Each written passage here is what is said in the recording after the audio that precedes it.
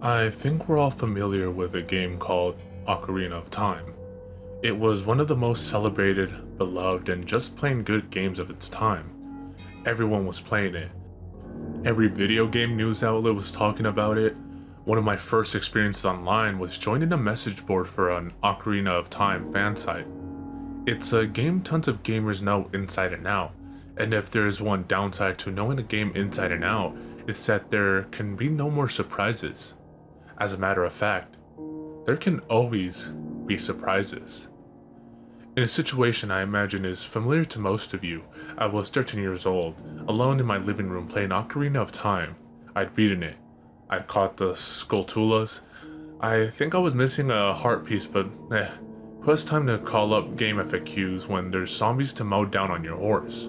Just a peaceful night of skeleton smashing, and that's when I saw it. It was something that wasn't there before. No, something that was never there before. In the middle of the field, plain as day, an NPC I'd never seen in the game just standing there, not moving. I was certainly surprised. Could it be? No, there's no way. That doesn't make sense. There's never anyone out here. Of course, Ocarina of Time was still new enough that there was still the off chance that this was an in-game event. I did have the game nearly 100%ed. Maybe I unlocked something no one else knew about, or no, maybe it's just a postman. It can't be though, it's not moving, it's kind of floating. This was the point at which I should have shut off the game. But of course I had to investigate. If this was some never before seen game event, I had to go check it out. My excitement was tempered as I drew closer to this person. With every stride of my horse, it became increasingly clear something was wrong. The NPC was a girl with red hair and a white dress, suspended slightly off the ground. She was completely motionless, not even her hair or clothes idly animating in the breeze. Her feet were together, standing on nothing, and her arms were stretched far out to her sides. Of course, this image immediately called crucifixion to my young mind, which was somewhat unsettling. This was not helped by the fact that on closer inspection, the girl had no face. She had a little polygon for a nose, but no face texture. In fact, her white dress looked more untextured than intentionally white. The more I looked at her, the more she looked just unfinished. Polygons on the back of her legs were missing, allowing me to see right through them. Attempts to talk or interact with her were fruitless. Link and all other objects just clipped through. At this point, I had come to the conclusion that she was just some bit of beta information the game had loaded up. I was big into digging up cool beta stuff from games, so this all started to make sense for me. The game had spawned an unfinished NPC probably in place of the postman. No big deal. This would have been another good point to shut off the game. I kept playing, exiting and re-entering Hyrule Field. The girl was no longer there. I was already writing in my head the post I was going to make about this on the Ocarina of Time fansite board. This was the age when it was kind of thrilling to see a game goof like that, rather than just an annoyance. As the sun rose and the zombies fell away, I rode off to find more adventure. Dinner time was still hours away. But as I continued to play, the game started to change on me. The first thing I noticed was the loading. N64 games traditionally had almost no loading, but suddenly the game was getting hung up on transitions between areas way more than normal. Not long by today's standards, but a 5-second wait on the N64 felt like an eternity. Secondly, when an area would load, the music wouldn't load with it. There would be a period of silence and then the music would kick in. It wasn't always the right music either. The Hyrule Overlord was the most frequent to start playing, no matter where I was. The Gerudo Fortress theme also came up a lot. Notably, whenever I went inside a house or shop, there would be no music. At this point, it still just seemed like I was experiencing some kind of ROM glitch. That changed when I decided to check out what music would play at Kokiri Village. The answer was none. No music played when I entered and no music started no matter how long I waited. No ambient sounds either. That wasn't it though. Something else was wrong. There was no sound, but there was also no movement. Although the Kokiri on closer inspection were stuck in the same arms out pose as that mystery NPC. They didn't move or turn to look at me or anything. They just stared straight ahead, arms out. I couldn't even talk to them. The speak prompt appeared, but pressing it didn't do anything. Rather strangely though, they were all positioned roughly where they would be normally. The direction they faced was sometimes off. Some Kokiri were intently staring at a wall, or turned such that one of their arms clipped to the side of a cliff. It took a little time for me to register that the reason for this was that they were all facing a single location. That mystery NPC was back. She was hovering a little off the ground in front of Link's house. Every Kokiri was staring at her. This time she was different. She looked the same, but now the moment I got near her, Navi started hovering around her, indicating she was a real NPC. Trying to just walk up and talk to her didn't work. The moment Link would get near her, he took damage and flew backwards. However, this being Ocarina of Time, I decided to try Z-targeting her and talking to her from a few feet away. Immediately, my frame rate dropped to single digits and the sound effects went choppy. In addition to the opening a dialogue box sound, a bunch of other weird sound effects seemed to be playing. High-pitched buzzing and what I think were some voice sounds from Princess Zelda. I was very certain the game was just going to freeze, but it didn't. Instead, a dialogue box opened, and the girl said the following: "He's not moving anymore." Eh? What? Are you sad? Happy? I really can't tell. Looks like you're coming around. That's an unpleasant mask. Goodbye. And the dialogue box closed. I heard a strange high-pitched sound effect as the girl's model began to shake in place. I ran. I left Kokiri Forest. This would have been a very, very good time to turn off the game. From this point on, the game became less and less stable. Doors and transitions between areas no longer went to the proper place. I believe upon leaving Kokiri Forest, I immediately appeared in a graveyard. That kid was there, in the same arms out position. Talking to him made him say the same thing as he always says, but only once. After that, he ceased to be targetable. I won't summarize the entire next half hour, partly because I don't remember it all, and partly because it was a lot of the same stuff. Nearly every NPC I encountered was in that arms out position. Those that weren't were still usually frozen in place, facing the wrong way or doing something else out of the ordinary. Enemies were either non-existent, failing to spawn I guess, or similarly frozen. I encountered some Tektites frozen in midair on Death Mountain which damaged me if I touched them, but couldn't be hurt themselves. As time went on, the game just started falling apart. Whole textures or polygons would just be missing. Sound effects would play a few seconds after they were supposed to. Pre-rendered backgrounds failed to appear entirely, and finally, I was left in a black void. Well, not really. I was in a black void, but the location text said Marketplace. Apparently all the textures and pre-rendered backgrounds had failed to load. No music, no sounds other than my footsteps. The Marketplace NPCs were there. Strangely, not with their arms out as I'd come to expect. They were animated normally and could be spoken to. However, they all said the same thing, after which they would stop moving. Please look out for the princess. After talking to this last NPC, the re-dead scream sound started playing. The model of the girl with the red hair appeared, somewhere out in the void. Without animating, all the townspeople in unison turned to look at her. I think I lost control of Link at this point. The last thing I remember was him turning towards her with the other townsfolk.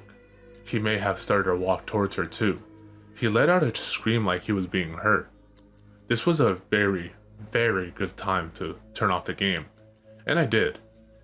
And that was that. I didn't play Ocarina of Time for a month. When I switched it back on, there was no hint of oddness. Were this a simple ghost story, this is where it would end. My one brush with the paranormal. Sadly, that was far from the end. This was only my first experience with an entity we know as the princess. As for who we are, I'll get to that next time. Oh, and needless to say, there's no scrapped model of a girl with red hair and a white dress anywhere in the code of Ocarina of Time.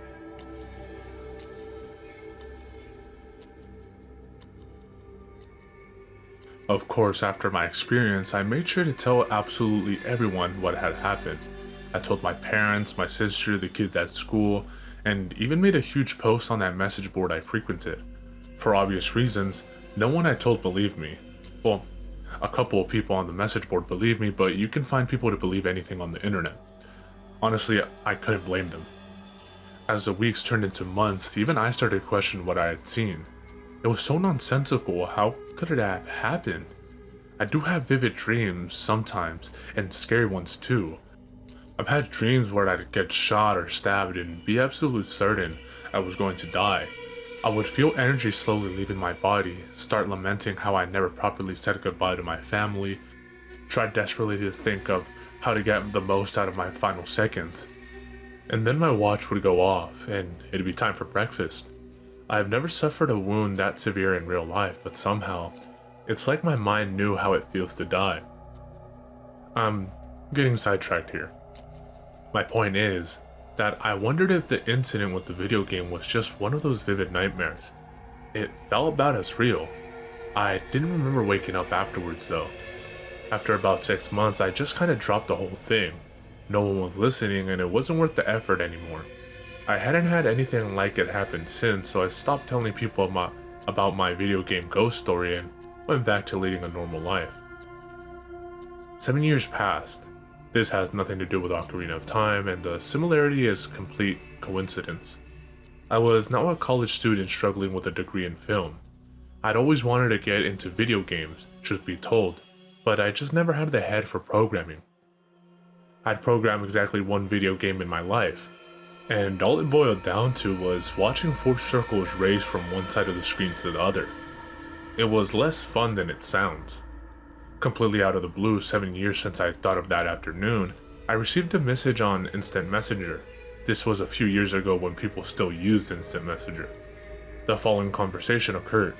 It is not a transcript and is instead done from memory. When you read it, keep in mind that the actual person's grammar was much, much worse. Person, you're not alone. Me, thanks, who is this? Person, remember that incident 7 years ago? Me, I think you messaged the wrong person, guy. Person, no, Ocarina of Time, the girl with the red hair. At this point, I had to pause for a second. I hadn't even thought about this for years. I became very agitated for some reason, more than I probably should have. Still polite to the last, I repressed my urge to type, "How the fuck do you know about that?" in all caps and tried to hear him out. Me, where did you hear about that? Person, we found your old post. It's archived. Everything is. We're good at finding stuff. Me, why? And who's we? Person, she's real. There was about a 30-second pause here. I think the person was expecting me to reply with something like, "What?" or "No fucking way." Honestly, I wasn't sure how to respond. Me, go on. Person, you really saw what you think you saw. She's called the Princess. We've all seen her. Me, again, who's we? Person, we need you. Come here. He then posted a URL. I was dubious, but if he knew about my story, at the very least he wasn't some spam bot trying to get me to buy cheap pills. I took a breath and clicked. I probably should have taken a deeper breath because I was immediately confronted with an image of the girl I'd seen 7 years ago. It was a screen cap of her from the game. The red hair, the white dress, the creepy arms out pose, the face. No, wait. In this picture, the polygons for her face were simply missing, allowing you to see inside her head. Her hair and dress looked different too, and it looked like she might be missing a hand. Was it the same girl? It took a second, but I finally noticed the background of the picture. There was some kind of building behind her, but not anything I recognized from Ocarina of Time. It wasn't even the same style. The screen cap wasn't from Ocarina of Time at all. It was from Mega Man Legends. She was in Mega Man Legends. I shook my head. I wanted to wake up. This wasn't possible. I'd spent 6.5 years convinced it was all just a bad dream. And now I was seeing it in front of me, but not just what I'd seen 7 years ago. This one screenshot implied something far worse, something that would soon be confirmed. My eyes moved down the page and I finally realized what I was seeing. The image was the header for a message board. It was a crappy looking board using some ready-made template and with only one forum called the meeting room. Inside, a sticky thread with an all-caps title begged for my attention. New hire, read this. So I read it. This is a direct copy-paste of the thread's message, which remains on the forum to this day. Pardon any spelling and grammar issues, I didn't write it. If you're here, it's because you've seen her. The girl with the red hair and a white dress. She appeared to you in a video game you were playing, perhaps recently, perhaps years ago. Either way, you are now one of us. We are the Princess Society. First, let me make one thing clear. She's real. It wasn't a dream or a hallucination. You aren't crazy. Second, she's dangerous. You should consider it a blessing that you saw her and lived. It means you had the sense to shut off the game. Not everyone can say the same. We know of at least 2 cases where players who encountered her did not shut off their game, and they are no longer with us. Here's what we know. We know she appears in video games, but she isn't confined to it. She can appear in any video game. There are some types of games she seems to prefer, and some from which she seems to stay away. But it can be any game, on any system, from any era. She never looks exactly the same twice, but her red hair and white dress are constants. We know she usually gives an unfinished appearance. We know she calls herself the Princess. We know she can alter and glitch games in unpredictable ways. We know that if you allow this to continue for too long, something happens. We don't know what happens, but those to whom it happens turns up dead. Often in ways that suggest they died in great pain. This is not a ghost story or a game. This is a very real danger. At any time, anyone playing a video game could encounter her. This is why we exist. We have to stop her. Somehow, some way. We've all come together to put an end to this and try to keep her from claiming anyone else. Now, there's some bad news we must break to all members. You're a target now. We have reason to believe that thinking about her or being aware of her makes her more likely to appear. As such, if she appears to you once, she'll be increasingly likely to come back. This is also why you must never tell anyone about her. Just knowing about her puts people at greater risk. It's too late for you, but not for those you care about. Please, tell them nothing. Delete any online posts you made about her. Don't tell anyone or you put them in danger. We're trying to find a solution. We're trying to find a way to either fight her or communicate with her or do something to put an end to this. The more minds we have, the more chance we have to stop her. We need your help, and you need ours. You don't need to be afraid, you have our support now. You don't need to stop playing video games or hide in a shack or anything crazy. She can't hurt you if you remember one thing. If you see her, turn off the game. My life was never going to be the same.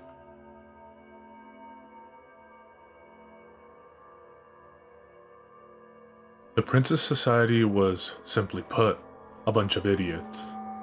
I couldn't really blame them. These weren't people brought together because they were a problem solver.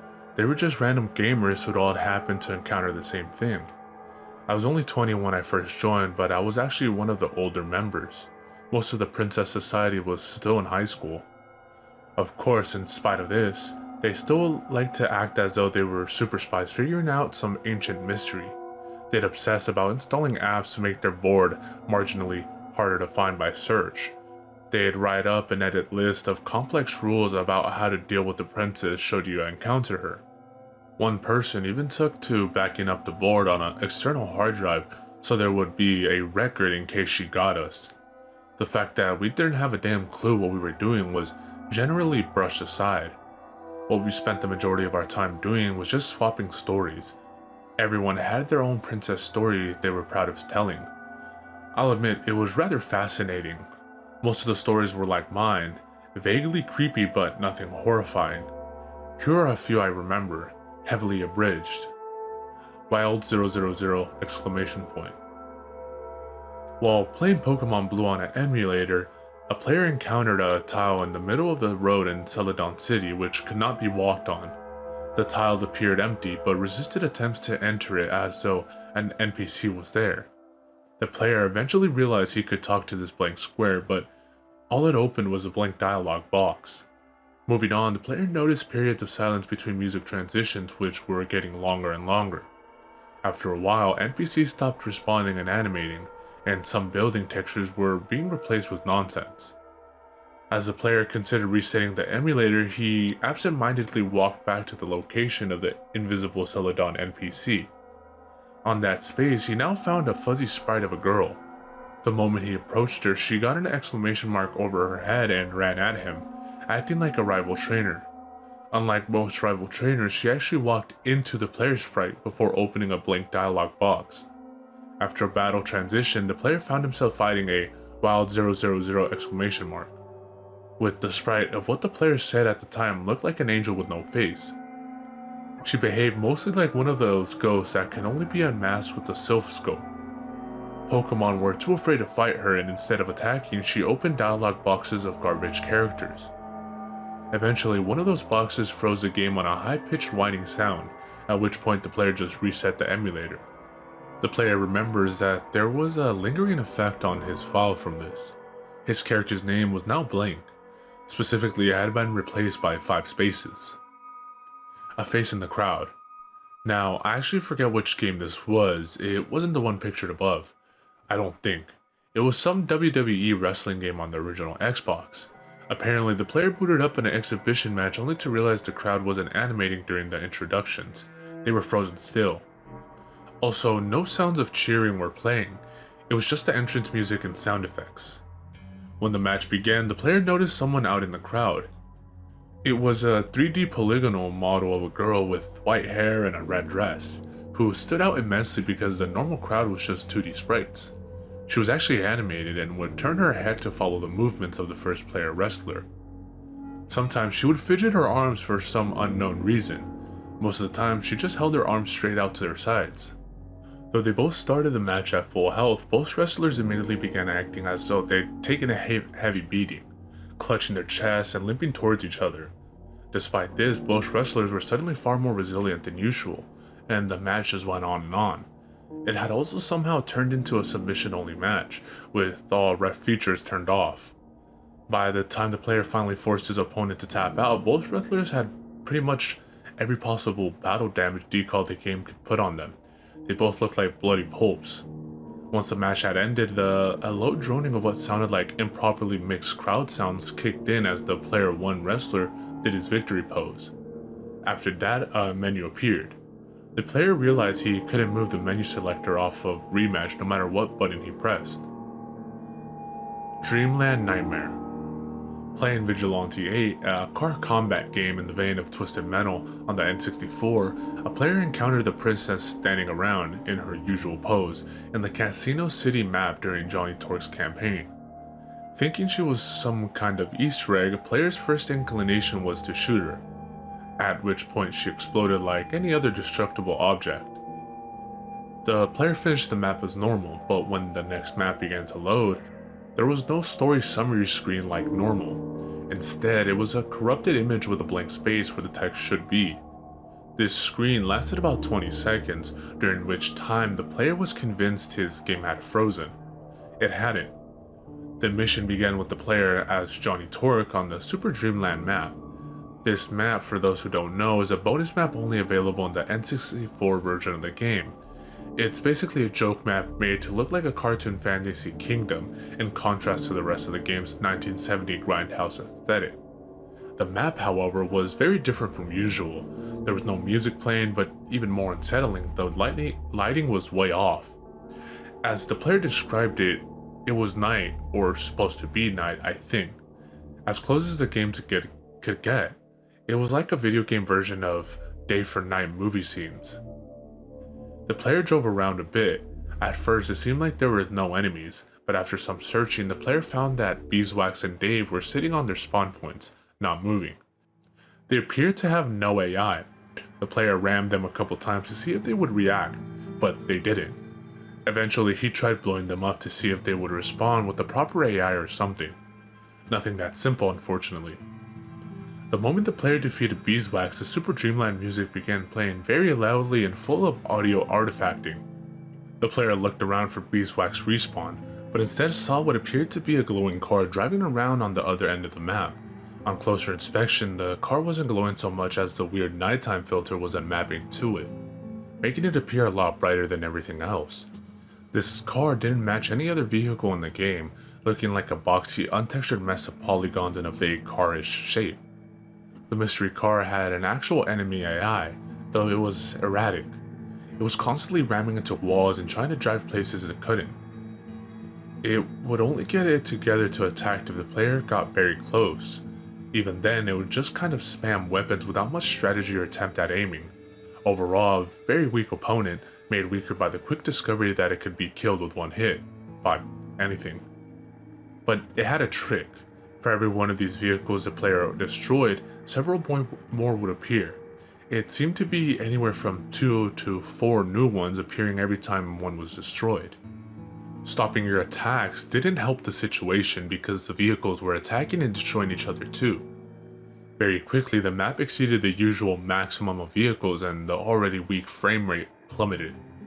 It should be noted that this entire time, the Super Dreamland music was getting louder, slower, and glitchier. It was actually the overwhelming music that forced the player to shut off the game. By the end, the player says the music was just a high-pitched screech that almost sounded like a voice. Peekaboo. A short one, but an important lesson was learned from it. A player encountered the princess while playing the first Portal on his PC. In this case, the player in question was already a member of the Princess Society and immediately quit the game upon seeing her. She was in one of the offices near the end of the game if you're curious. The player immediately went to the Princess Society message board to log his sighting. While typing his post, he heard a voice very clearly through his headphones. "I see you." It was the sentry turret dialogue. The player immediately shut off his computer, realizing that just quitting the game wasn't enough.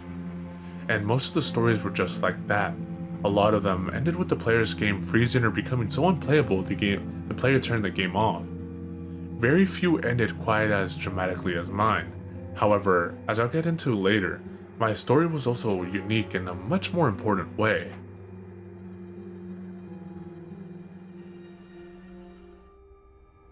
Through the trading and analysis of stories, we eventually worked out a series of rules regarding the princess. These rules were really just constants we noticed between stories. The rules, I feel, were the best and worst part of the society. They were the best part of the society because they actually provided pretty solid advice for dealing with the princess and staying safe should she appear. They were the worst part of the society because having these rules made us feel safe. We started to think that just because we'd written these rules, the princess was somehow obligated to obey them. But with the number of times these rules had to be rewritten, it was increasingly obvious our petty analysis was barely scratching the surface. The following are the rules and their latest incarnation, taken more or less directly from the board, with some fixing and explaining from me.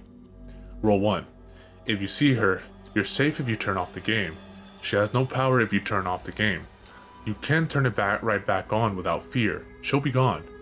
Note that you must turn the game completely off, meaning powering down your console. If you encounter in a PC game, quitting the application should be enough, but this seems to vary by program, so your best bet is just shut the computer off for a second. Rule 2. There doesn't appear to be any video game or type of video game in which she straight up cannot appear. She has strong preferences, but not limits. She only ever appears in video games. Rule number 3. The princess comes for those who look for her. If you specifically play a game trying to see her, she is very likely to appear. To a lesser extent, simply thinking about her seems to increase her chance to appear. For this reason, she has a tendency to appear to people multiple times. Rule 4. Her preference for games appear to be largely chronological. She appears most frequently in N64 and PS1 games. Going further back or forward in era, she becomes less and less likely to appear. Her favorite game appears to be Ocarina of Time. We have more Ocarina of Time sightings of her than any other game by a wide margin. Rule 5. Any browser game, online multiplayer game, or game that otherwise streams a significant amount of data from the internet seems to keep her at bay. Lands also seem to hold her off to a lesser extent. Rule 6. The princess can absolutely appear even if you aren't alone. Being with a friend will not keep her away. Rule number 7. The princess doesn't always directly appear the moment she enters the game, so be wary. Other signs she's entered the game are increased load times, music and sound distortions, graphical glitches, especially the failure of graphics to load, AI glitches, especially the disabling of AI, and the removal of text. Rule number 8. Always be aware that the princess seems to be able to see you, the player, while she is in your game. She has been known to react directly to things players say or do. You can quickly make a situation far worse by saying the wrong thing. If you are trying to establish communication, keep it to simple and innocuous questions. Rule number 9. She can, if sufficiently provoked, kill players. She does this rarely, but this must always be kept in mind, because next to nothing is known about how or why she does it. It does not appear to be related to the amount of time one spends playing. It does not appear to be related to the type of person you are. For now, it must be assumed it occurs at the princess' inscrutable whim. Rule number 10. You cannot fight her. Once she begins whatever she does that kills her victims, there appears to be no way to fight back or resist. It is not known currently how she kills players. There is evidence to suggest that something physical appears in the room with the player, brutalizes their body, and disappears. There is nothing that directly indicates the princess jumps out of the TV and beats you to death. This is just a theory. Rule 11. If you ever get the sense while encountering the princess that she is trying to communicate with you, be extremely careful.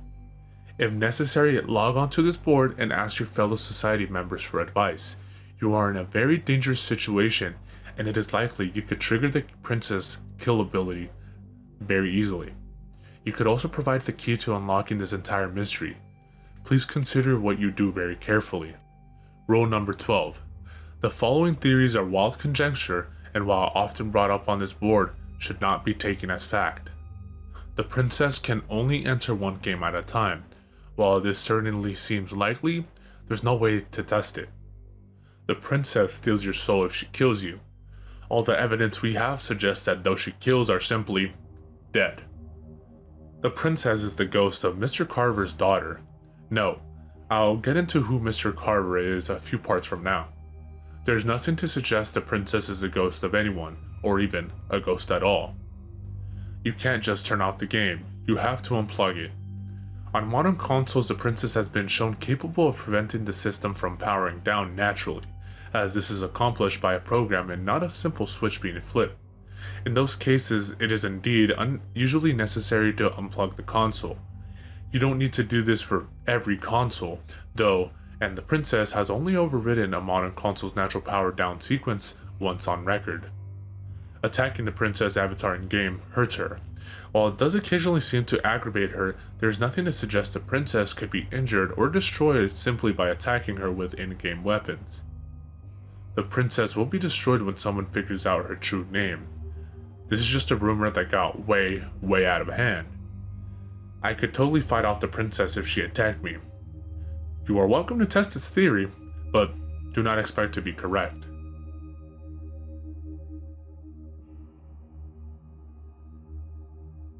In the early days, so I've been told, the Princess Society was very different. The society was formed around 2003 by a small collection of gamers, all of whom had seen the princess at some point. Apparently it grew out of a discussion on game FAQs, where one poster excitedly recounted its experience with a strange glitch character model, only to be amazed that a couple others had seen the exact same thing in several other games. At first, they assumed this was some sort of Easter egg, a bit like the Wilhelm scream. Game designers were putting this model into the code of various games as a joke, but the stories were too elaborate for something like that. Moreover, the way this character had appeared was never quite the same, even in the same game. As more and more stories were added, it became clear this character calling herself the princess had more to her. Whether or not she was alive, no one was certain, but what was certain was that more investigation was needed. This handful of gamers opened the Princess Society board for a single purpose: to perform experiments regarding the princess phenomenon and record any findings. Members would play games obsessively in the hopes of drawing the princess out. Then, upon encountering her, they would invariably chicken out and turn the game off before giving an exaggerated account of the night's events to their fellow society members. No rules were being written and nothing was really getting cataloged. It was all done in the spirit of fun, like kids saying Bloody Mary in a mirror or something. More than any sort of a investigation, they were doing it for the thrill. This was before they knew the princess could kill people. As the group became closer and closer friends, they started to reveal more about themselves to each other. Real names came out, ages, genders, and even the cities in which they lived. Eventually, two society members realized they lived very close to each other, within walking distance in fact. No two society members had ever met in real life, so this was treated as an exciting new possibility.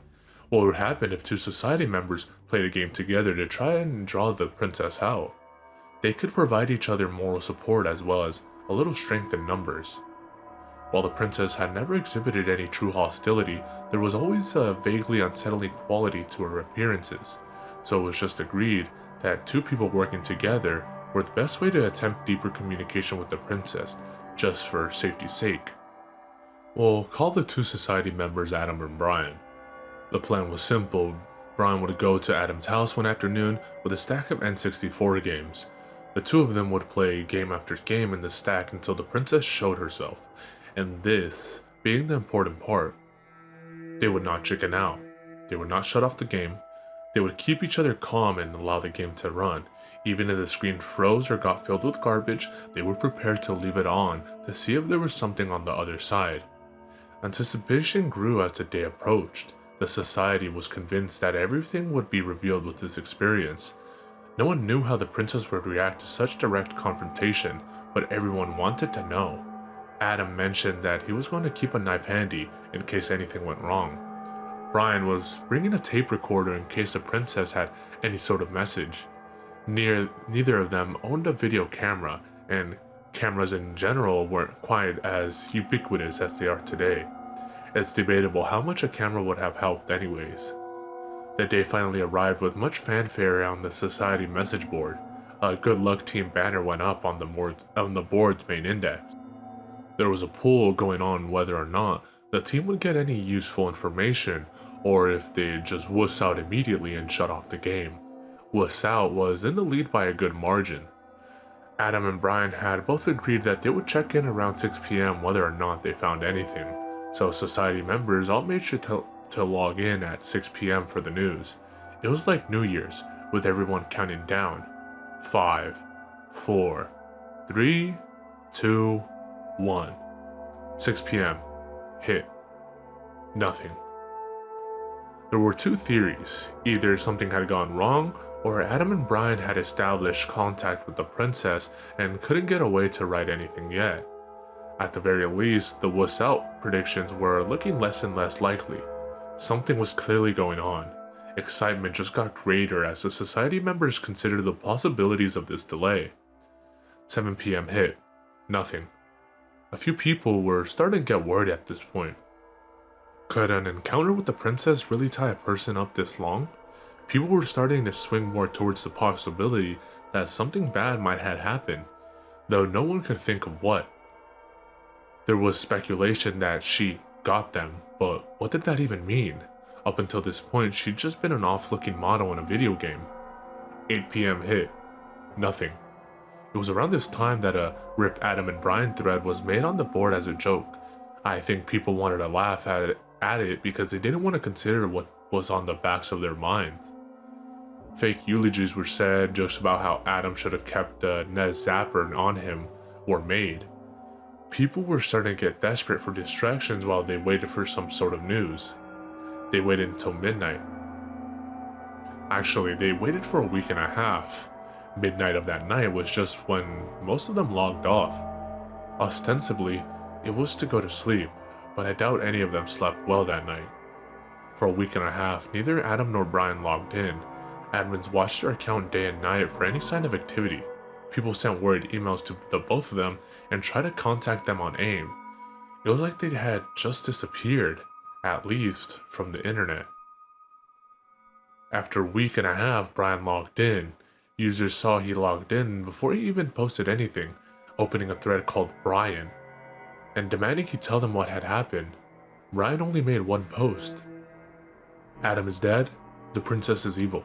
If you see her, turn off the game. And he logged back off. The forums exploded, as one might expect. Was this some kind of prank? Why wouldn't he say what happened? How did Adam die? Where had Brian been? Did they learn anything about the princess? Brian would return to the forums to answer these questions 6 months later. 6 months may seem like a long time, but he had good reason. He had only just been cleared of charges for Adam's murder.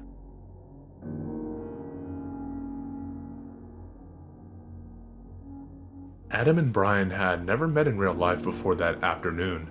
It was rather awkward, Brian reported, but Adam seemed eager to get right to work when he arrived. As they sat down on the couch in Adam's basement, it quickly sunk in for both of them how little a plan they had. Adam had his knife and Brian had his tape recorder, but neither of them had any idea what they would do if the princess actually arrived. Up to this point, all anyone wanted to do was know what exactly the princess was. So, do they just ask her? How would they communicate? What would they say? These were mostly Brian's questions. Adam was more focused on how they would react if the princess turned hostile. Brian didn't even want to consider the possibility. For a second, there was a period of silence. They both knew they had a chance to back out. The society was waiting though. With a deep breath, they put it in the first game off the stack. Brian idly started taking some notes on the afternoon's events while Adam played. His notes read, Super Mario 64, played 20 minutes, no sign. War Gods, played 15 minutes, no sign.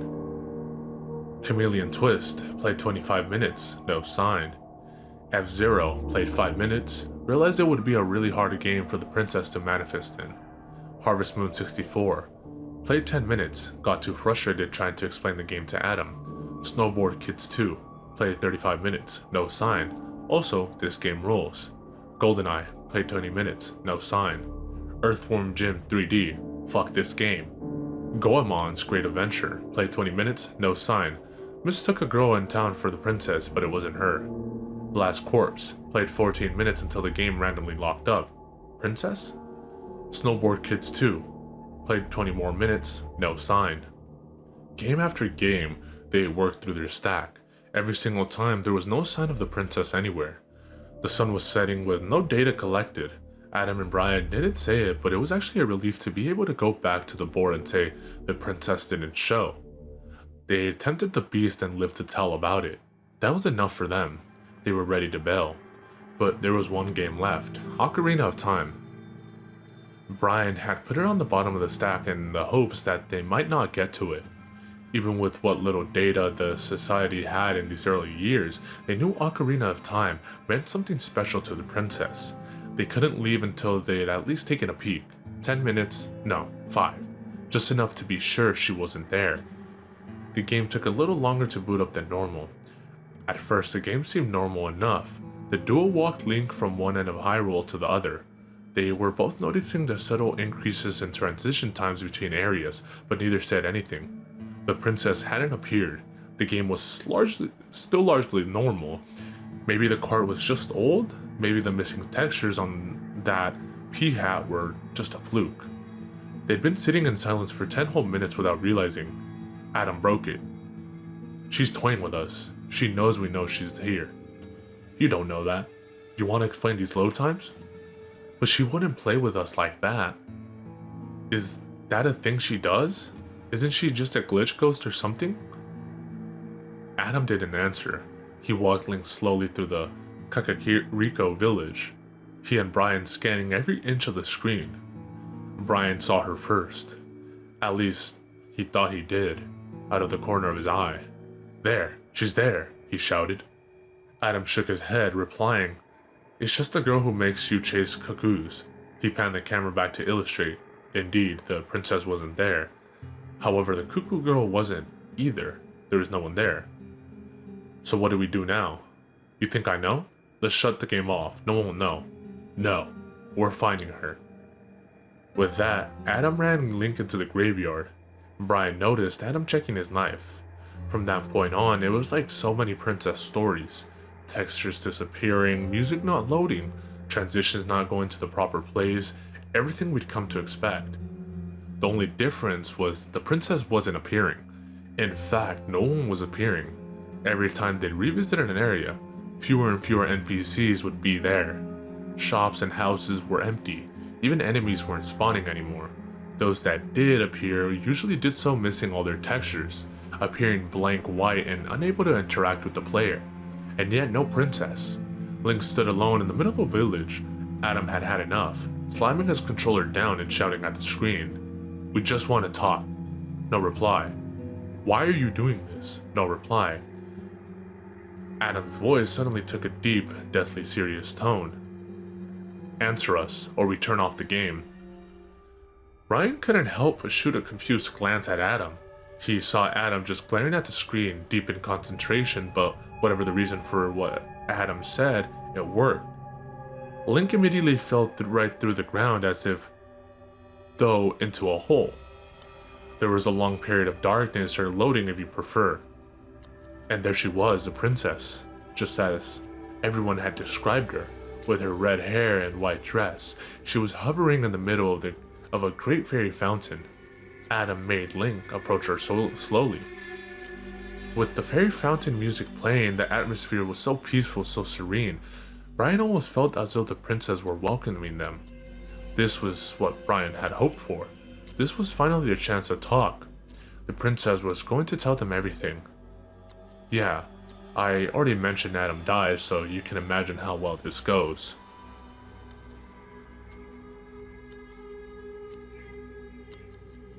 As they approached the princess, all sense of welcome or friendship faded.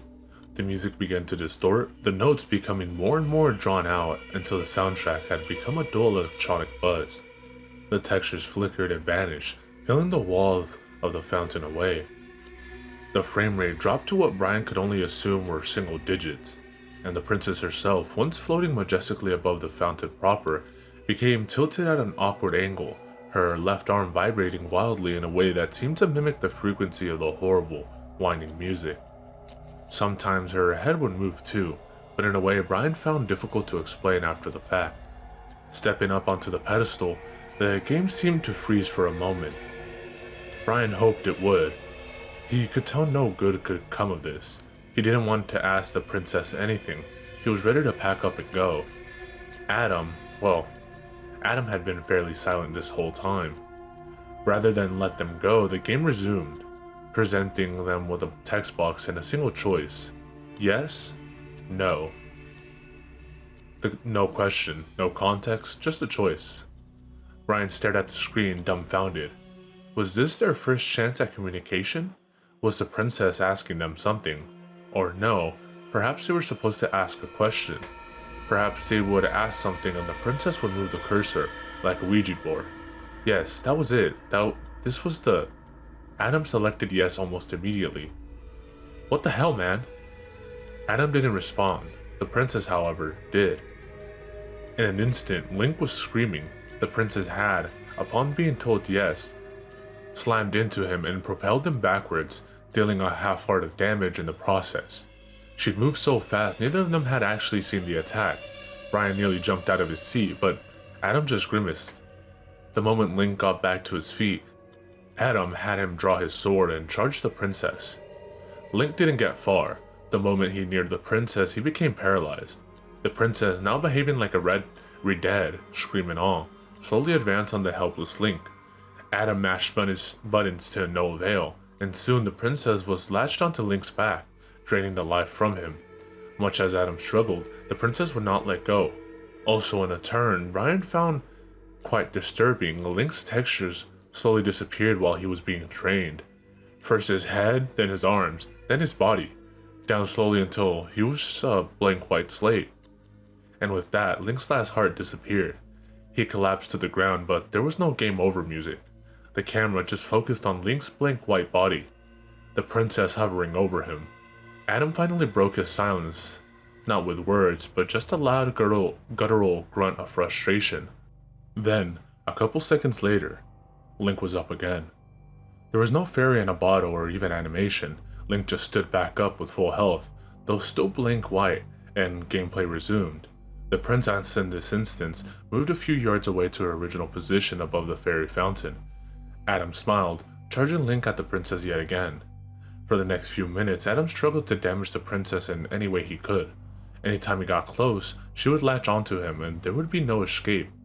Link would die, revive, and the fight would start over again. Arrows did nothing, the boomerang did nothing, and Neyru's love proved no defense. Close-range weapons were out of the question, as unlike a Re-Dead, there was no sneaking up on the princess.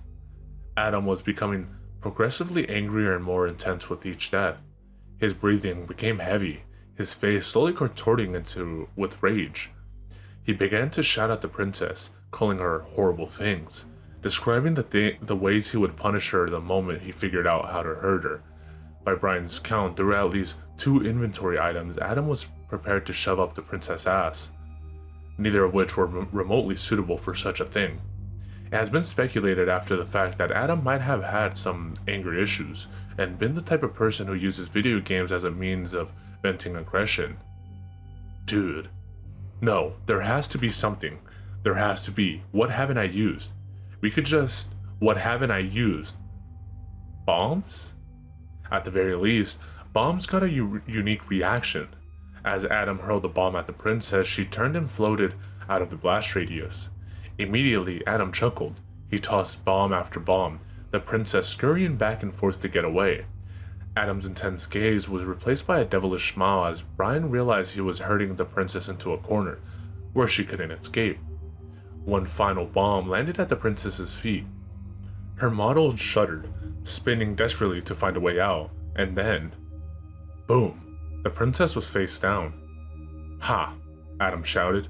In a moment, Link was set up upon the princess, hacking away with his sword.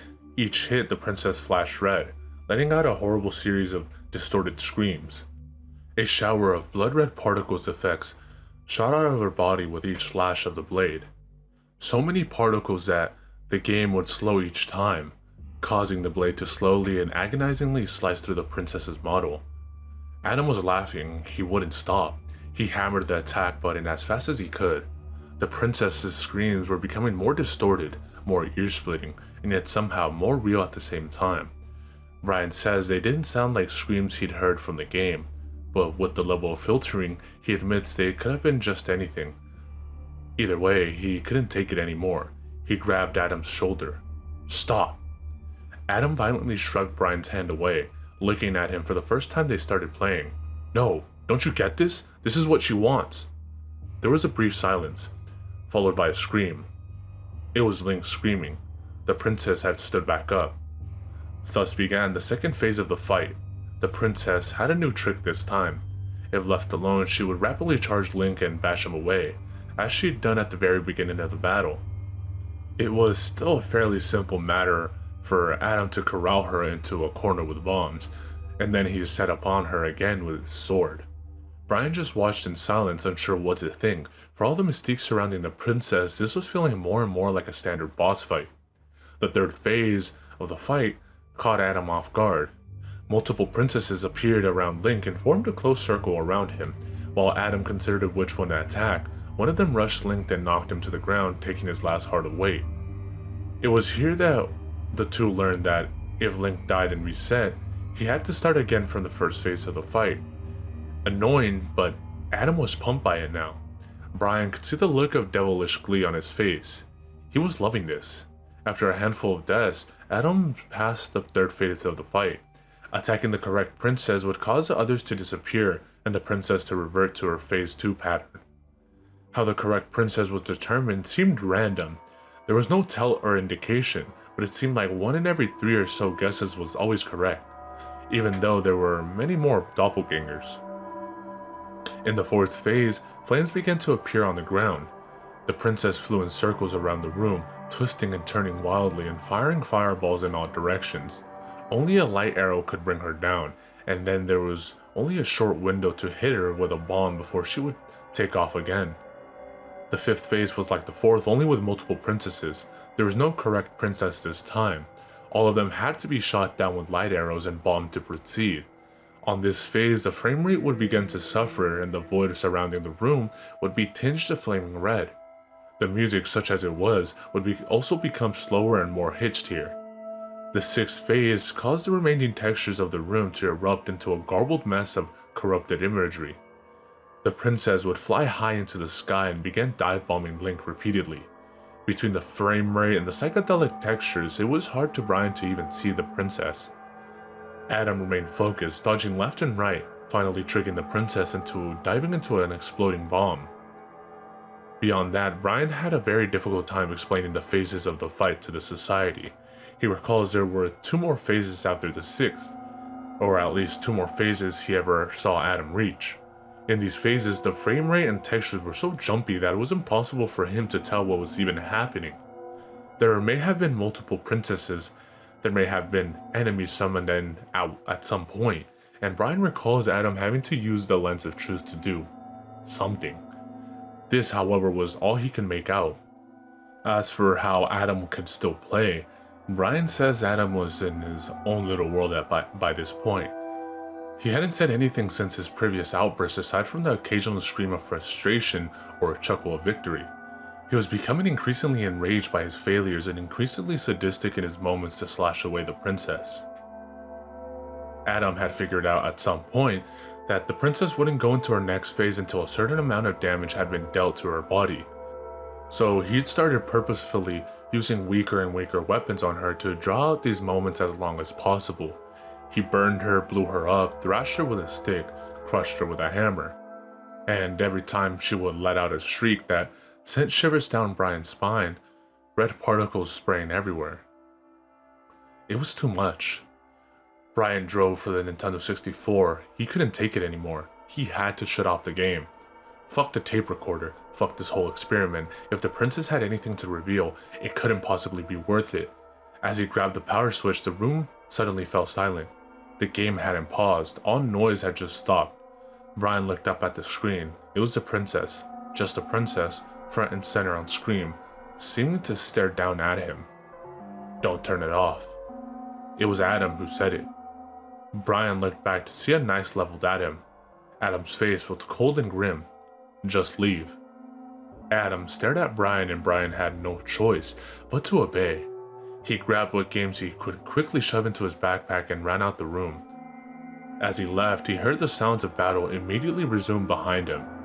Adam's mother found Adam dead. A few hours later, once she returned from work, his body was sprawled over the back of the couch, badly brutalized but still chillingly recognizable. Investigators found indications of blunt force all over his body, with impact points of varying size and shape. The bones in his arms and legs were heavily fractured, shattered in some places. While the breaking of the legs seemed haphazard and indicated a heavy struggle, the breaking of the arms looked systematic, as though he'd been held down. In addition to the broken bones, numerous bruise marks indicated that nearly every part of him had been battered to some degree. Only his back was largely spared, as he was likely lying on it during most of the attack. There was also relatively little damage to his head and face, leading to speculation that his attacker wanted him to remain conscious. Cause of death was determined to be brain damage from a combination of blood loss and suffocation. Several heavy blows to Adam's chest had cracked the ribcage, crippling his heart and lungs. According to experts, none of the damage dealt to Adam's body would have been immediately fatal, with the time of death estimated at several minutes after the attack. The killer had brutalized Adam, then left him to die of his wounds. Most puzzling to investigators, however, was Adam's knife. There was not a single drop of blood on it, and no fingerprints but Adam's. The tip and edge, however, were dulled and slightly bent. It seems that, in an attempt to defend himself, Adam was thrusting the knife against something very, very hard.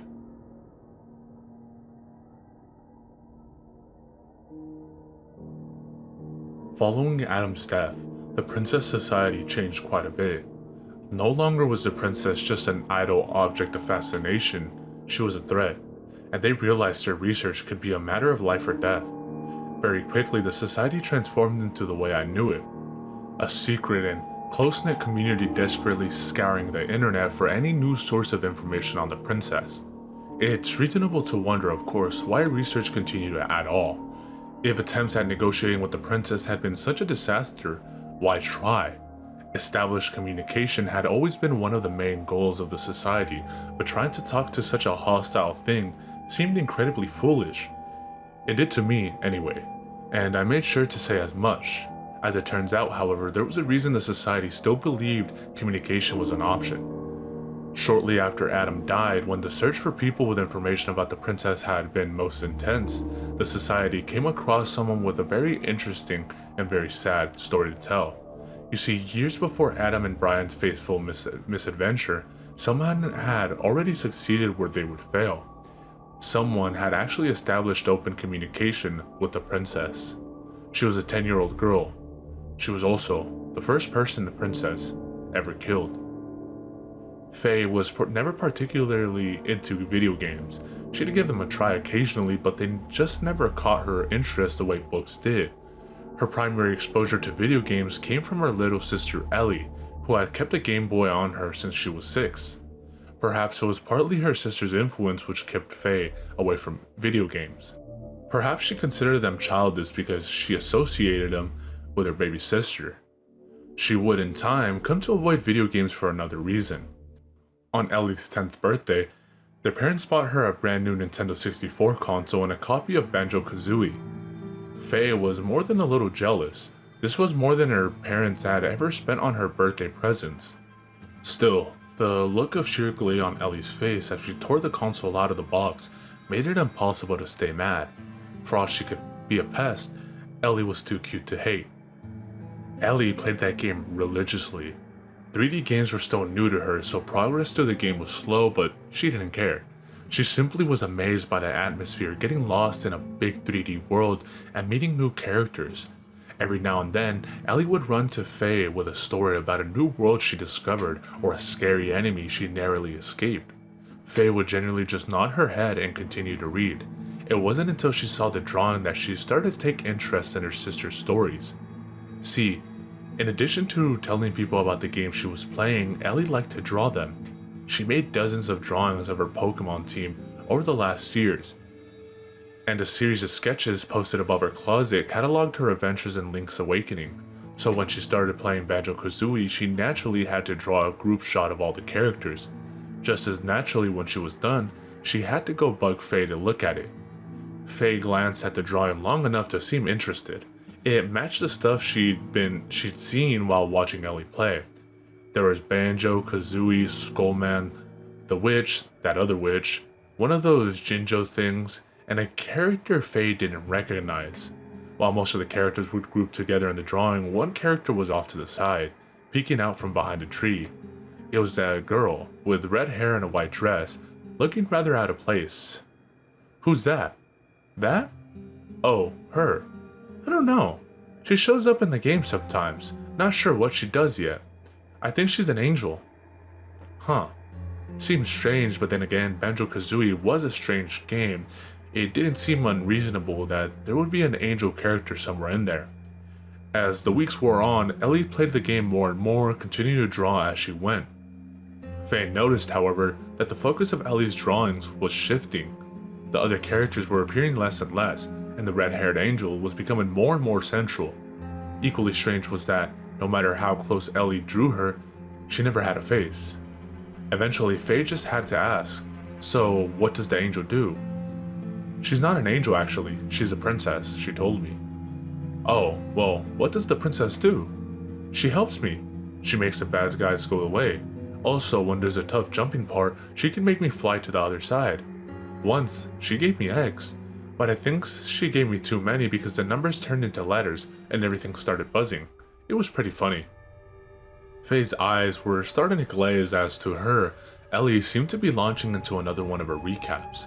She quickly tried to change the subject. Why doesn't she have a face? Ellie looked down at the drawing, as though she hadn't even noticed. She eventually smiled and said, "She's not done yet." "Oh, okay." The drawing wasn't finished. That made sense. Faye decided to make her exit before Ellie could begin another story. Ellie never drew a face on that picture. More weeks passed and Ellie was playing the game more and more. Faye was amazed Ellie hadn't beaten it yet. This was more time than she ever put into a game. Her drawings had also stopped featuring anyone but the princess character, and her rate of drawing them was increasing. It seemed like there was a new drawing every time Faye came home from school or from hanging out with friends. Whenever Ellie was playing the game, Faye could hear her speaking quietly to the screen, but she stopped the moment anyone else entered the room. Faye wasn't the only one who had noticed her sister's odd behavior either. Her mother had mentioned it a couple times that Ellie may be playing the game too much. But of course, her parents never interfered. Ellie was always the spoiled one after all. Eventually, Faye was too concerned to keep her mouth shut. She had to ask Ellie for some answers. It was strange, but she was almost nervous to confront her sister about it. She never felt scared or intimidated by her sister before, but something about how obsessed she'd become put Faye on edge. "Why do you draw the princess so much?" Ellie didn't look up from her latest sketch in progress. "She says if I draw her, she'll stop hurting me." A chill went down Faye's back. Hurting her? What the hell kind of video game was this? How was it hurting her? Ellie looked up and saw Faye's chilled expression. "Hurting me in games, silly." Faye let a tentative sigh.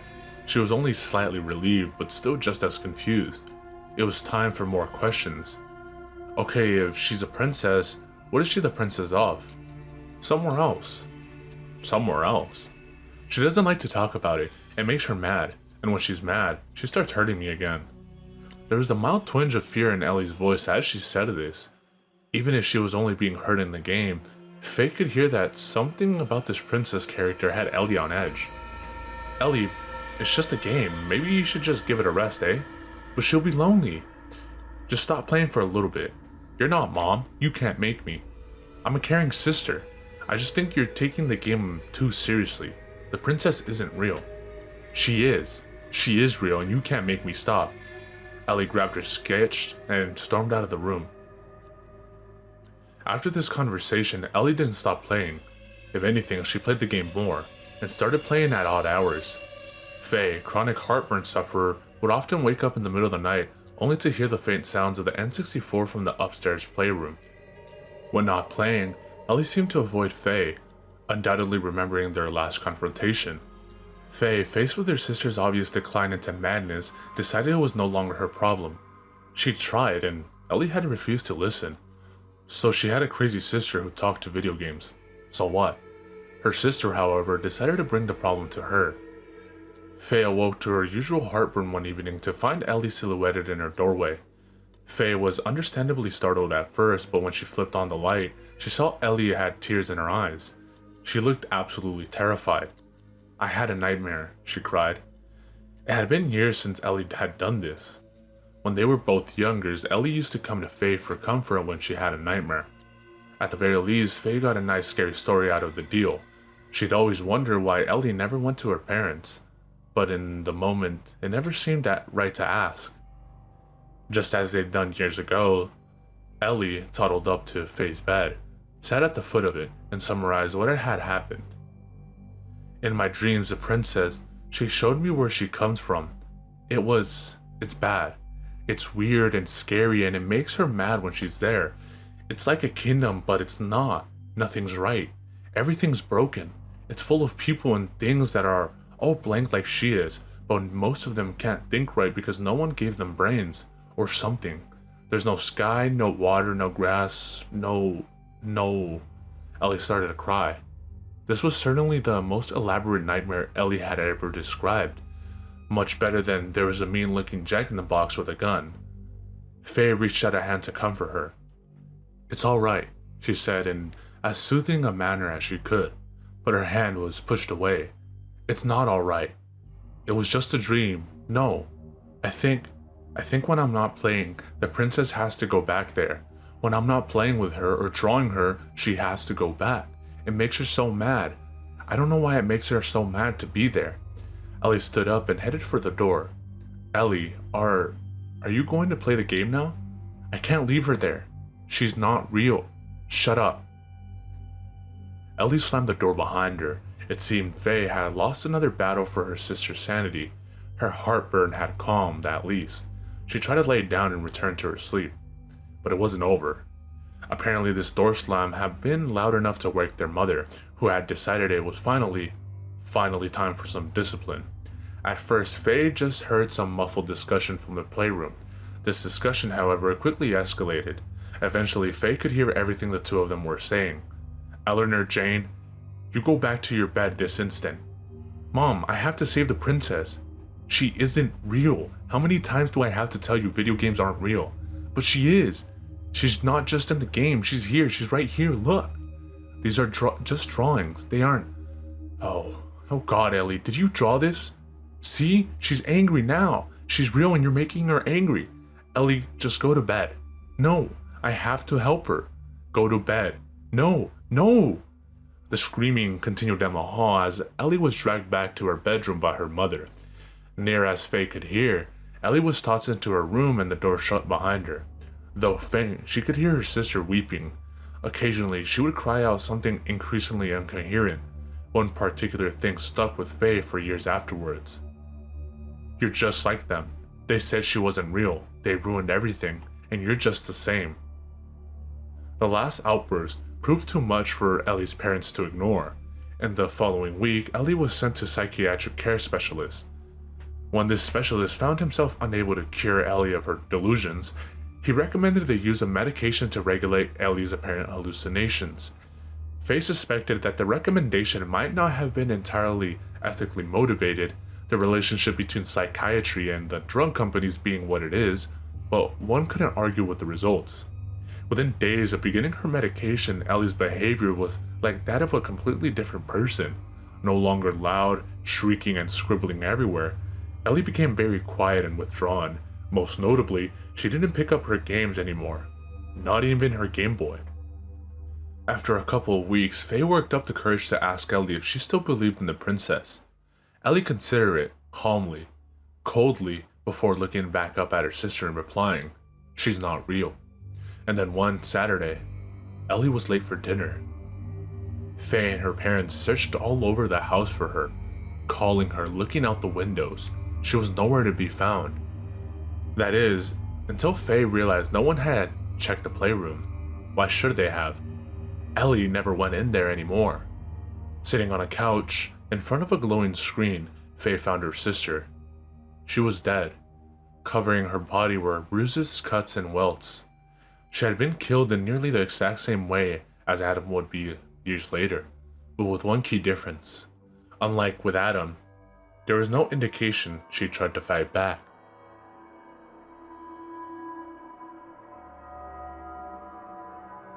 I apologize for the delay. I've been having some difficulty deciding how to properly contextualize what you're about to read. It is arguably the most important part of the story, and as such I have made a solid effort to ensure all the information is accurate as possible. My attempts to further research the events about which you are about to read have largely met with failure. All related data on the subject has been either lost or destroyed, and those personally involved have shown no interest in discussing the matter with me. Indeed, the man from whom I and the rest of the Princess Society had heard this story is the only one who has ever willingly come forward on the matter, and unfortunately, he is now dead. As such, I have decided to abandon context and simply present this story to you as it was relayed to us by a man we will call Dan. It was the late 90s. The initial shock of 3D graphics on consoles was wearing down, and game companies were just starting to explore what was possible with the Nintendo 64 and PlayStation hardware. Ocarina of Time was on the horizon, and the hype for it was giving gamers a hankering for fantasy, adventure, swords, and sorcery. In response, an up-and-coming game company began to work on a title that would never see the light of day. This title, known internally as Hero and Princess, was a very ambitious project for such a small team.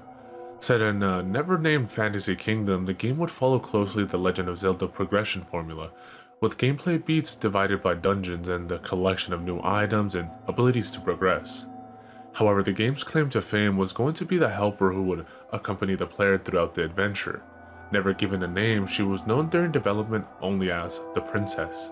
The idea was that the Princess would be the player's constant AI companion. She would fight alongside you, help you solve puzzles, give hints when you were lost, and provide charming contextual banter with the hero. An important element was that she would be full AI, with no actions completely scripted. Indeed, there were plans for relationship and mood mechanics which would influence how effective and helpful an ally the princess would be. In response to your actions, she could be a loyal ally eager to see the quest through with you, or a grudging companion only following you to suit her own goals.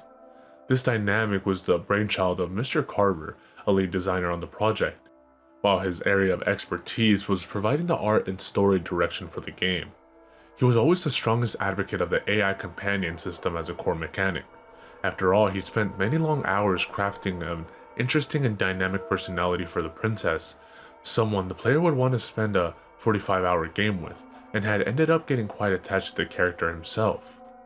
He'd often spend what spare time he had idly drawing pictures of her, a young girl with red hair and a white dress, often in peaceful scenarios and idyllic landscapes. Strangely, despite creating a complex personality and extensive backstory for the character, he never gave her a name other than the princess, her development designation. When asked, he'd say he just hadn't decided on a name, as nothing seemed to feel right, but was sure he would decide on a name by the time the game reached beta. The game never reached beta.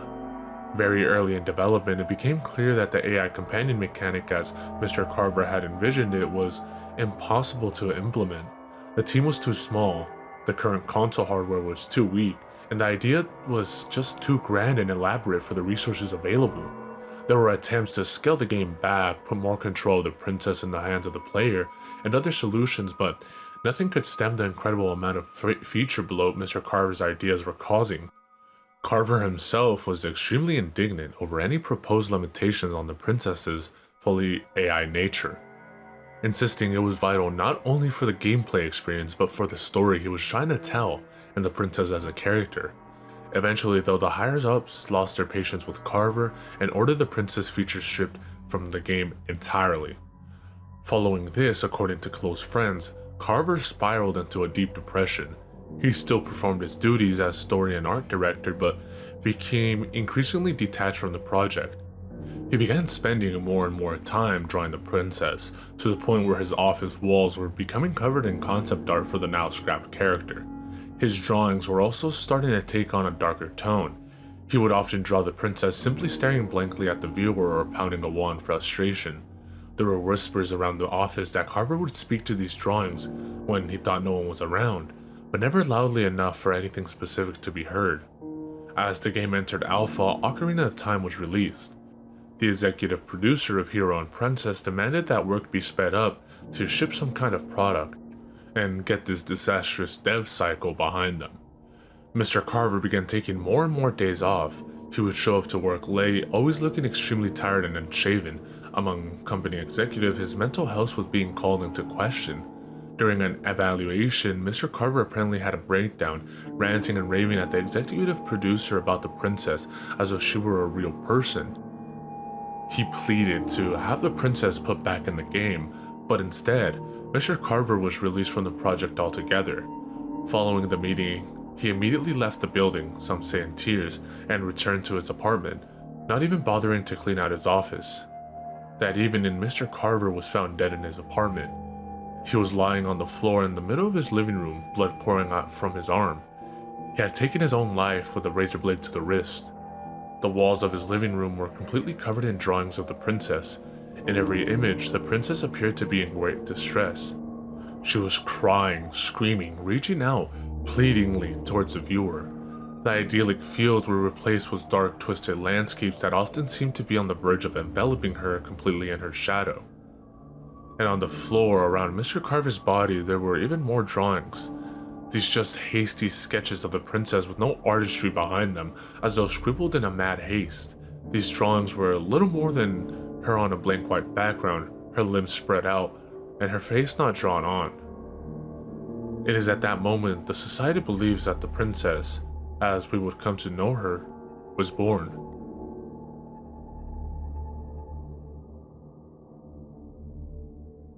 For 5 months after his death, the development of Hero and Princess went on without incident. The working title was a relic at this point, as there was no princess in the game anymore, but you can't tell your investors you're working on a game that's just called Hero. At least officially there was no princess in the game. The AI and graphical data for the princess, rough concepts though they were, remained in the game code many months into development. It was only when bug reports started coming in that the developers even considered deleting her entirely. According to testers, on rare occasion, the game was loading the unfinished model of a girl with red hair and a white dress in place of various NPCs. The girl would always have no AI, no collision, or any method of interaction. And if she replaced a quest-critical NPC, she immediately made continuing impossible. Somehow, the graphical data of the princess was still being called, and the developers tried a number of fixes for this. But nothing worked. As time went on, the reports of the princess's appearances in-game became more elaborate and, to the dismay of the development team, more frequent. She was starting to spawn with NPC AI routines, sometimes even offering random dialogue options from other points in the game. Additionally, she would occasionally behave in ways that didn't directly match any known AI routines. One common note was that she would turn and face the camera no matter where it was moved, rather than looking at the player avatar. There was also one recorded instance of her displaying a line of text that did not appear anywhere in the game. The text read, "Please." After 3 months of this, development was slowing to a crawl. The princess glitch was making it very difficult to get actual work done, as it would frequently disrupt any attempts to test if game elements were working properly. Even test areas with no NPCs weren't safe from the occasional manifestation of this glitch. Around the office with the testers in particular, rumors were starting to spread about the princess and the idea that their game might be haunted by the spirit of Mr. Carver. Apparently, one such conversation occurred during testing and resulted in the test build immediately hard-locking with an image of the princess front and center. The testers decided not to report that one. The problem came to head when the development team came in one morning to find their chief character modeler, who we'll call Gina, passed out on the floor of the office with a crumpled piece of paper in her hand. The staff, completely unsuited for such a crisis situation, proceeded to poke at her until she awoke. At first, she claimed to have no memory of the events that evening. She had been working all night, but remembered nothing after midnight had passed. When her coworkers unfolded the paper that had been in her hand, they realized it was an image of the princess, hastily scribbled in a felt-tip pen. Upon seeing this, Gina immediately reacted in panic and attempted to flee the building. The staff's attempt to calm her down were met with cryptic cries of, "You don't know her," and "We can't stay here." Gina left the office and returned home, calling to turn in her resignation the very next day. Apparently, she and the executive producer had a very long and heated talk over the phone. At its conclusion, he ordered any and all data pertaining to the princess feature to be removed from the game entirely. All the models, all the scripting, everything. The problem was, the dev team already had, weeks ago. After 2 years of development, Hero and Princess was cancelled. Ever since the incident with Gina, people had been leaving the project steadily, many under similarly cryptic circumstances. Testers in particular had a high turnover rate, and the bugs they were reporting often failed to make much sense at all. The project had been deemed a money sink by company investors, and the decision was made to cut their losses and move on to something else. 2 years later, the executive producer of the project committed suicide by jumping from a second-story window. No one knew why he'd done so. He'd moved on to a new project and was actually doing quite well for himself. However, despite a thorough search, no signs of foul play were discovered, nor any signs that anyone else had been in the house at the time. The only unusual element was that he left Ocarina of Time running on his television while he went upstairs to do it. It wasn't even paused. And that's the story Dan told us. He had been a tester during the development of Hero and Princess, one of the few who had stayed from the project's early stages all the way to its collapse. He himself had many tales of the princess's exploits during the development of the game, but that wasn't why he came to the society. and that isn't why I've posted his story here. What Dan wanted was a record. He wanted the history of the princess to be known. He was the only one willing to talk about it, and he didn't want it to die with him. Why might he die? Dan had decided he was going to confront the princess, and he needed the society's help.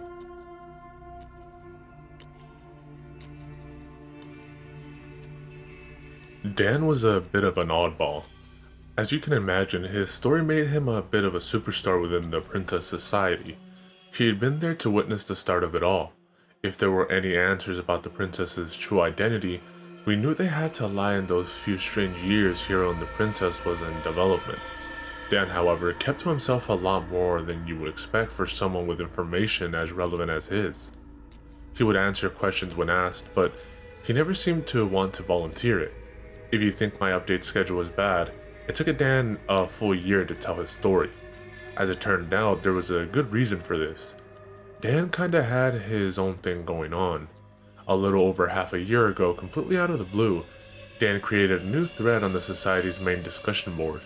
It was just titled Endgame. It would lead to an event that would change the Princess Society forever. The following is an exact copy-paste from the OP.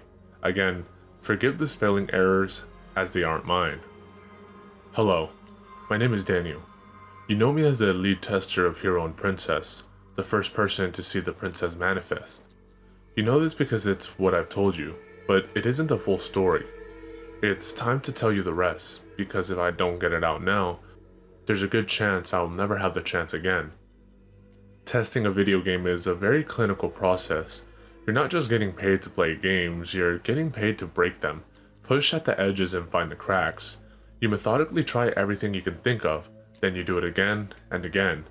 You get really good at lateral thinking, the manipulation of disparate mechanics, and recognizing subtle flaws that can completely crack a game in half with the right application. I've heard for some, the testing process can slowly drain your ability to enjoy playing games for leisure. You become so focused on breaking games that you lose your ability to play them as a consumer. You want to explore every mechanic, push everything as far as it will go, and experience that perverse little rush you get when the whole thing snaps in half between your fingers. When it all started, the princess was just one glitch of many. An incomplete character model loading in the wrong place was nothing incredible. There were several many glitches in that build of that game actually. The difference was that those glitches, however slowly, were fixed. The princess would not be fixed. Every time we found her, we thought we'd reached the root of the problem. She'd just pop up elsewhere, even weirder and more nonsensical. Maybe it was something about me. She almost never manifested when I wasn't in the office.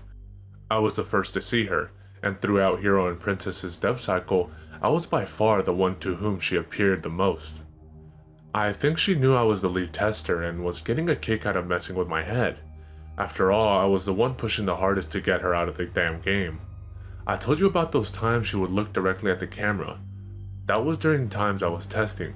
She was staring at me. She wanted me to know she could see us. I hated her. I hated her blank face. I hated that she did that stupid T-pose just to drive home what an embarrassment she was. And when Hero and Princess was cancelled, I hated her for putting me out of a job. The best job of my life. Why did she do this to me? What the fuck was she? Why couldn't she just disappear like a good little mistake? It wasn't enough for her to break our game. She had to break us. She had to break me and Gina and all the other people who just wanted to make a great game. Then when it was done, she had to go break every other game out there. It wasn't enough for her to be a black mark on our game. She had to go become an unsolved glitch in every game in the world. I'm a tester. It's my job to experiment and suss out the root cause of glitches and aberrations in video games. Perhaps the princess thought putting me out of a job would force me to give up, but I didn't, and I still haven't. Over the past decade, I've had over 200 encounters with the princess. I've played a wide variety of games at least 40 hours a week, often running multiple consoles at once to maximize my chances. I've conducted all manner of experiments to determine her precise capabilities, methods of operation, and most important of all, potential weaknesses. As I write this, I'm surrounded by pages of handwritten notes which I hope are readable enough to be useful to others if I don't survive. There's too much here to type in the short time I have. I haven't learned much. I've only learned fragments of things. Whatever she is, she's not part of the game. At least not exactly. When she infiltrates a game, dumping the ROM shows nothing out of the ordinary. Saving the state via emulator does not guarantee she will be there when that same state is loaded. She's interceding somewhere as an extra packet of data not readily traceable. I think the increased load times have something to do with this, but I'm not sure. It's also damn cryptic, or maybe she's just changing the readings to fuck with me. I've tried to talk to her, voice, text, binary. I get reactions sometimes, but none of it makes sense. It's all just more cryptic shit. I think sometimes that she wants to talk but can't, or doesn't know how to, or doesn't know what talking is. Other times I think she says mysterious things to keep me going. She likes toying with me because it keeps me coming back. It keeps me asking questions. She doesn't want me to find answers because she doesn't want me to stop. She's a problem, and she doesn't want to be solved. I've tried to kill her. My closest attempt to success was when I shocked my Nintendo 64 with a stun gun as she stood before me in Super Mario 64. Speakers let out the most ungodly pleading scream I had ever heard as the screen flickered to black. It was beautiful. I thought I'd really done it, really beaten her. In the end, the only casualty was the console. I still think I was onto something here though. Maybe another time. However, there's one very important thing I've learned. It's vital. It blows this whole thing wide open. If I die, I want to at least make sure I pass this along. She has a weakness. I found it. It's tiny, subtle, and almost impossible to catch, but she has it. It's what I've been looking for years. That one tiny exploit I can push on until she snaps in half. It was staring me in the face this whole time. It's been staring all of you in the face this whole time. She can enter games, but she can't leave them. Has anyone ever seen her leave a game without it being turned off by the player? No. That's because she can't. It's the one thing she can't do. It's the one bit of power we have over her. Me, you, everyone. We can use this, it's our weapon. I've already used it against her, personally, and that's why I'm writing this. That's why I've come to you all. I've trapped her. I booted up her favorite game, Ocarina of Time, the GameCube port, mind. I knew she'd come, she always does. She loves me. That's another weakness.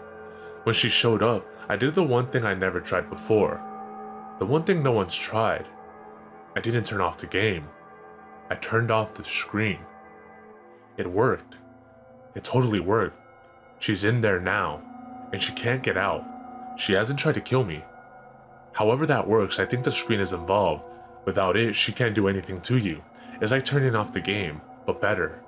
She can't get you, and she can't get away. Brilliant. So glad I thought of it. I'd leave her in there forever, but I can't. I keep hearing these noises coming from the GameCube. Grinding, buzzing, screeching. I think she's trying to overload the console, destroy it from the inside so she can get out. If she does burn it out, she'll be free again. Clearly mine is only a temporary solution. She's experienced such pain when I zapped my Nintendo 64 with that stun gun. With the way she's slowly frying that GameCube chips, I imagine it must be like hell for her in there right now. Maybe I should leave her in there for a few more days. Of course, I know I can't risk it. I can't take the chance she'd get out. Now that she knows that I know how to catch her, she may not come back again. I'm not going to let her get away. We're ending this now. Below is a link. At 11 PM EST, I'm going to begin streaming my webcam at that link. I want everyone on this board to be there and watch. We're going to confront the princess. All of us together. You'll also see my home address and my cell number included below. If, or perhaps I should say, when the princess inevitably tries to kill me, I want you to all call 911 and get every available law enforcement officer to my location. I don't hold any delusions that I can fight her off, but if there's a remote possibility I can hold her off long enough to get people, witnesses here to see her, I'm willing to take it. I will solve this. I will fix this problem I've been working on for over a decade. I need your help, please. We need to do this. Indeed, the link, address, and cell number were all included. I was wary about this, but the temptation to see what might happen was too great. That night I clicked the link. I shouldn't have.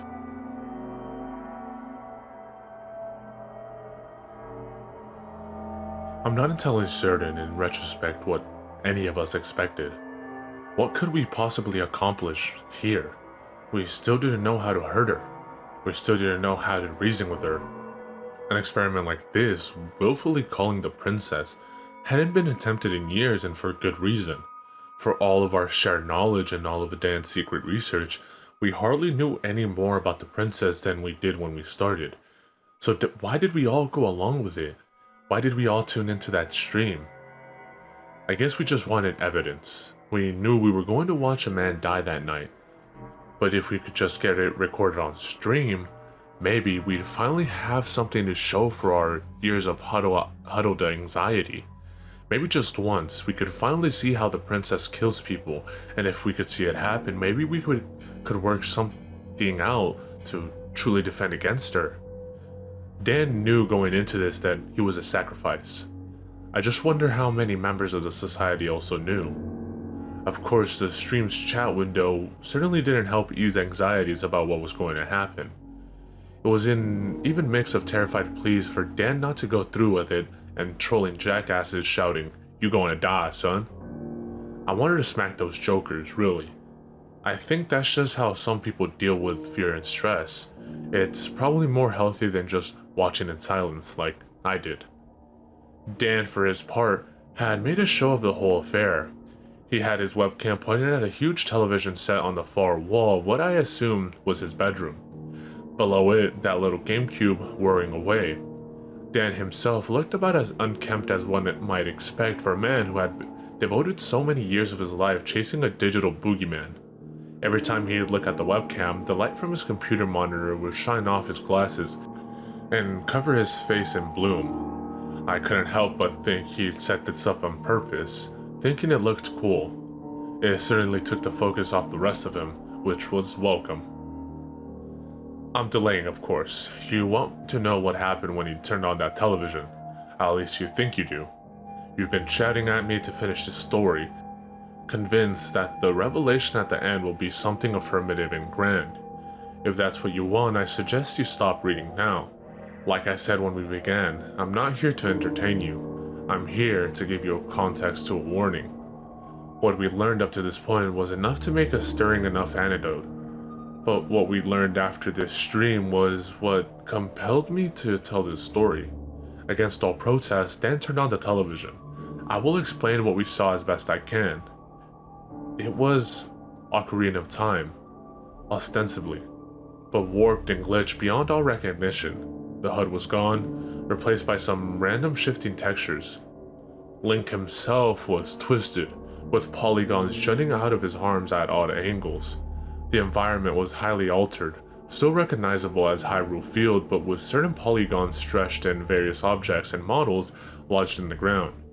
The sky was blood red with a solid white circle of a sun, and the music was perhaps the most unnerving part, if only for how damn cheerful it was. It certainly wasn't tracked from the game, and sounded like a collection of instruments playing upbeat, happy note progressions at complete random. There was also a sign right in front of Link. Approaching the sign proved difficult, as any movement at all sent the game's frame rate into single digits, causing the happy music to hitch and distort. With no HUD, it was hard to tell when Link was in place to interact with anything. Eventually though, Link was maneuvered into place to read the sign. "Turn back, buddy. You shouldn't be here. Loving kisses, Daniel." I don't have to tell you that the stream's chat erupted immediately upon seeing Dan's name appear in the game. What was more interesting was Dan's reaction. While he said very little up to this point upon reading this text, he immediately began laughing. It started as a chuckle, but it quickly grew into mocking laughter. It took us a second to realize who he would be laughing at. "Are you serious?" he shouted at the screen. Why this? Why now?" There's still some debate as to what Dan meant by this. Throughout the whole stream, we got the sense that Dan knew something more about the things we were seeing than we did.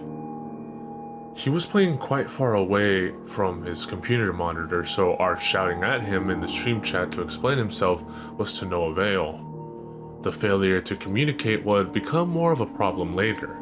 Moving past the sign, Dan delved deeper into this twisted landscape. It was hard to discern any sort of meaning from what the princess had done to the place. Objects and NPCs were all arranged in strange ways. There were 3 people standing, arms out and feet together, atop a sideways house, embedded halfway into the ground.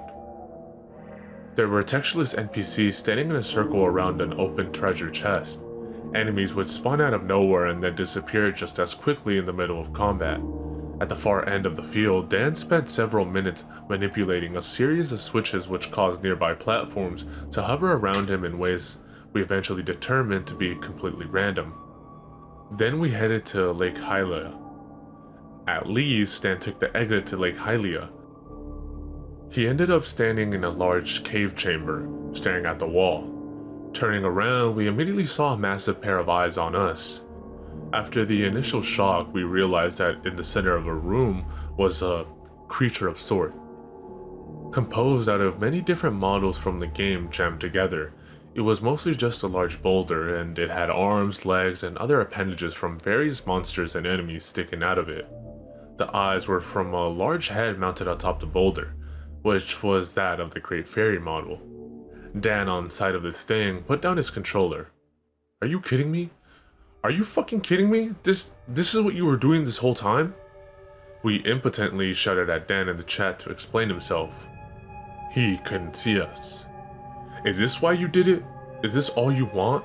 You petty fucking... Ugh! It's over. Don't you understand? It's over.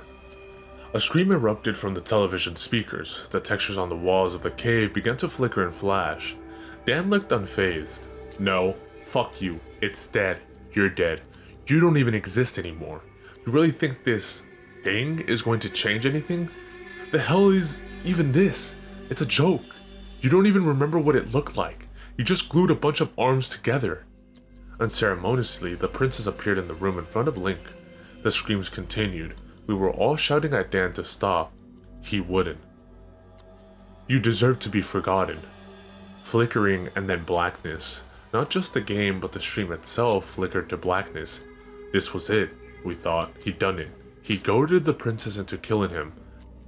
He was going to turn up dead, and this stream recording would barely even suffice as proof of what had happened. But then, to our amazement, the stream came back. Dan was still playing. In fact, he didn't even seem aware that the stream had gone down. There was one change to the stream window though. In the upper left, a small bit of white text in a black box appeared. This. Dan himself didn't appear to notice anything had happened and was now guiding Link through a new area. It appeared to be a black void with a white floor, stretching out infinitely. It wasn't featureless though. The ground would rise and dip on occasion. Sometimes Link would pass strange white obelisks. After a minute of running, he encountered a line of NPCs all standing arms out. At the sight of this, a new word of white text appeared below the first one in the stream window. Is. The NPCs couldn't speak, and in fact Link ran right through them. He was now in what appeared to be a rudimentary town. The white polygons were now arranged in the crude formation of houses. It was at this point that the droning noise in the background finally registered as being some sort of heavily distorted music. Where? Dan was weirdly silent through all of this. It's unclear what the princess might have said or done to him during the time the stream cut out. The times he leaned in far enough that we could see his face, he looked rather disgruntled. Upon seeing the town, he let out an annoyed sigh. After wandering around for a while, he finally spoke up again, saying, "What? What am I supposed to be seeing?" "You." Dan moved the camera around to reveal there was now the same row of NPCs standing beside him. They still couldn't be interacted with. Turning around, another group of NPCs was on the other side. He was surrounded. We hadn't stopped trying to get his attention and tell him there was a message appearing in the stream. He hadn't taken his focus off the game. Left. With one final turn, the princess was standing right next to Link. Me. Dan, in as enraged a voice I've ever heard, shouted, "Fuck you," at that moment. The stream cut to black. In its place, the screen was filled with that white text. Left me, left me, left me, left me, left me, repeating on and on and on. But the stream wasn't down. The audio was still running. We could hear noises coming from Dan's room, crashes, bangs, things falling over, and then finally, screams. There were sickening sounds of flesh being impacted over and over, and Dan screaming in panic, "Get off me, get the fuck off me." Whatever was attacking him, it didn't make any noise itself. It did its grim work in silence, and eventually Dan fell silent as well. But that wasn't it. Immediately, we returned to the society message board to discuss what had happened, but she was there already. The banners were glitched and broken, the forum names were strings of random characters, the background was a corrupted image of what? I'm still not certain. And in every forum, a flood of new topics, angry and rambling. Left me, left me, left me, left me. All left, you left, he left, gone, broken, dark, wanted, can't, won't, need, please, need. Hurting, hurting, hurting, always. Say it can't stop, anger, anger, anger. Had to watch him, couldn't stop him, screamed and reached but stuck. Why? Just want to stop, just want to be and not go back. You all watched my pain, please watch my pain, please stop leaving. Never wanted to kill anyone, please. What is it? What is it? What is it? What is it? What is it? What am I? And that brings us to today.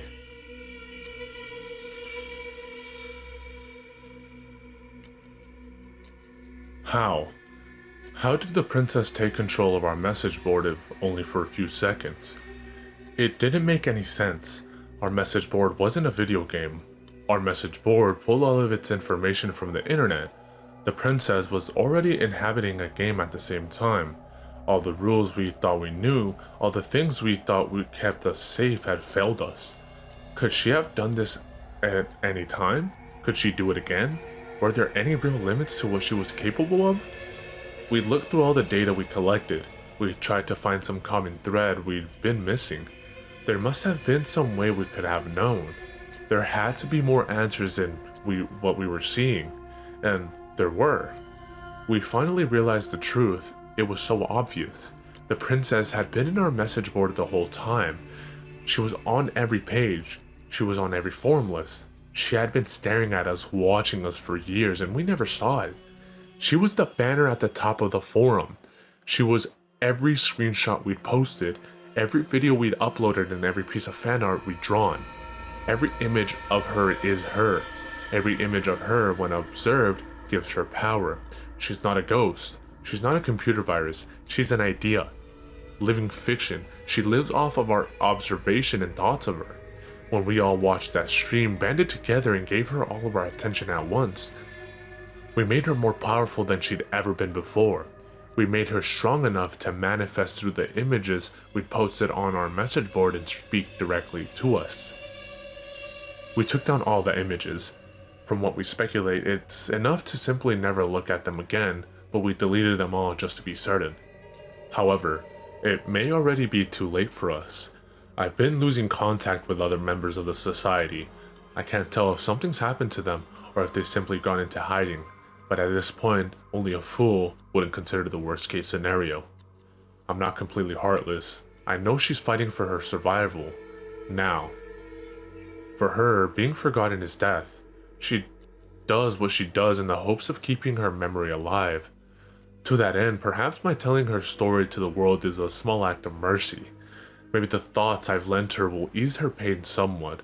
I don't know, but either way, that isn't why I wrote all this. What I've told you could put you all in great danger, but it could also save your life. You're a target now, and in the months and years ahead, she may well come for you, but I've also given you all the knowledge you need to keep yourself safe.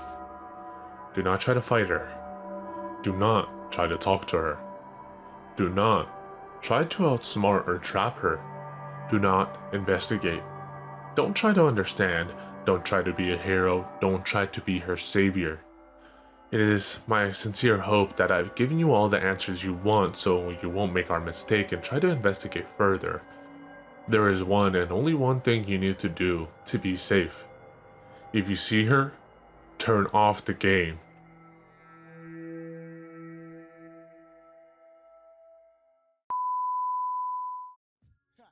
In this little shop of horrors, that's how we get down.